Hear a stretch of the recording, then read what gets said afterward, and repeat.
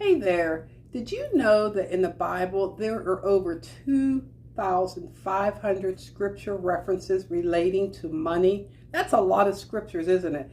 And I believe God put that in there because he knew money would be a big problem for a lot of his children. And I'll tell you what, it was a problem for me at one time in my life. But one of the things we have to do when it comes to money is take responsibility of what God has blessed us with. We have to learn the principles of money, and when we learn the principles of money, then we won't be struggling as much as we are. And listen, I'll tell you what, I didn't learn how to do money management or manage money when I was growing up. They didn't teach us in schools. But that's not an excuse because God has it in his word. Everything we need is found in his word. I love the scripture in the Bible where it says, will man build a house first without counting the cost? And that's what we have to do. Yes, God blesses us with money and he wants us to take accountability and responsibility for what he has entrusted in our hands. And how do we do that? I'm going to say the ugly word. It's called budgeting. We got to budget our money. That's how we become accountable, and that's how we become responsible. I mentor and coach different people all the time, or I'm not different people, but various women, I should say. And a lot of the questions is, I don't make enough money to make ends meet.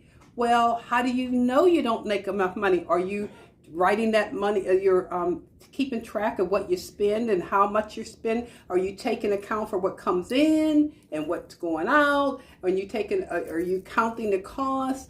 Do you have an emergency fund set up for emergencies?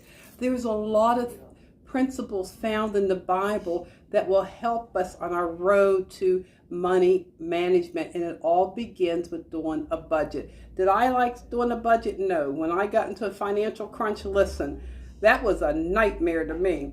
But when God showed me the principle of accountability when it comes to what he has given me and showed me the roadmap for how I could follow so I could get out of credit card debt, how I could manage my money and have enough money at the end of each payday. Listen, I live payday to payday. There was times I even went and had an advance on my paycheck, and that's the worst thing you can do, to get an advance on your paycheck. Because listen, by the time it's time for to get paid again, that's a long time. It's a long stretch, and you're even struggling even more trying to figure out how you're going to rob Peter to pay Paul. Am I right?